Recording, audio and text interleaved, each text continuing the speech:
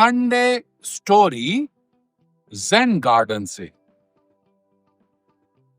15 साल का भोला सच में भोला था और वो आसपास के लोगों को कहने लगा कि मैंने नाटक में देखा है कि राजा एक बहुत बड़ी चीज होता है, तो राजा कहाँ रहता है? तो आसपास वालों ने बताया कि ये जो महल है ये राजा का महल है, इसमें राजा रहता है।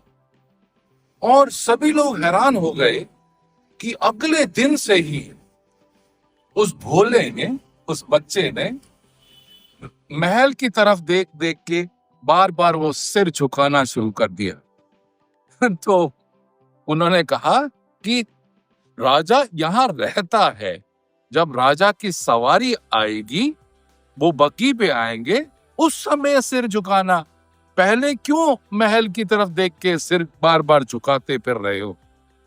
तो भोला इंतजार करता रहा और एक दिन राजा की बगी आई और वो बार बार सिर झुका के राजा की तरफ नमन करता रहा और राजा की आंखों में भी वो भोला नजर आया। और राजा ने अपने मंत्रियों को कहा, ये बच्चे को पूछो कि वो बार बार इसी तरीके से सिर झुका के नमन कैसे कर रहा है और इसको इधर बुला के लाओ। तो राजा भी हैरान हो गया उसका भोलापन देखकर, और राजा ने कहा कि इस तू 15 साल का है तो मेरे महल में रहेगा? कहता, नहीं, मैं आपके महल में नहीं रह सकता, आप तो मुझे छोड़ के चले जाओगे। तो उसने कहा, नहीं, मैं अपने महल में तुझे रखूंगा और तुझे खाने को, पीने को, पहनने को, रहने को सब कुछ दूंगा। तो कहा भोला ने कि छोड़ के तो नहीं जाओगे ना मुझे? तो राजा बोला नहीं। तो कहता, चलो ठीक है। जब अगले दिन सारे मंत्रियों ने उनको नए कपड़े सिलवा के दिए भोला को, तो भोला ने साफ कह दिया कि मैं नए कपड़े नहीं सिलवाने वाला, मैं नए कपड़े नहीं पहनूंगा, जो राजा के उतरे हुए कपड़े हैं बस सिर्फ मैं वही पहनूंगा। वो भी हैरान हो गए और जब खाना लेकर आए, फिर वो बहुत सारे व्यंजन साथ लेकर आए, तो उन्होंने कहा, नहीं, मैं नया खाना नहीं बनवाऊंगा अपने लिए, मेरे पास तो सिर्फ वही खाना खाऊंगा जो राजा बचा देगा, मैं और ज्यादा नहीं करूं, और राजा के साथ मैं रह सकता हूं। तो राजा तक ये बात पहुंची तो राजा भी हैरान भी हुआ, अंदर ही अंदर खुश भी हुआ कि कितना भोला है ये बच्चा। तो धीरे धीरे करके राजा बहुत उससे इंप्रेस हुए और कुछ समय के बाद राजा ने कहा, भोला, तूने जो भी दान करना है शहर वालों को, गांव वालों को, तू कर सकता है। और मंत्री भी हैरान हुए और भोला ने जो मरीज, जो लोग, जो गांव वाले, शहर वाले जो भी आए, उनको दान करना शुरू किया और दान करता रहा।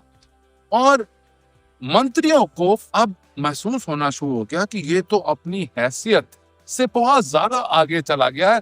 तो राजा को उन्होंने जाके कंप्लेंट करी कि आपने तो उसको कह दिया दान करो, मगर आप क्या सोच सकते हो, जिसको आपने खाने को दिया, रहने को दिया, पहनने को दिया, वो आज सभी को दान करना है। और दान करते करते कह रहा है कि लोगों ने जब उनसे पूछा कि ये जो हमने दान किया है, ये राशि दी है, ये वापस कब करनी होगी? तो ये भोला कहता है, जब राजा मरेगा ना तब वो राशि वापस कर देना।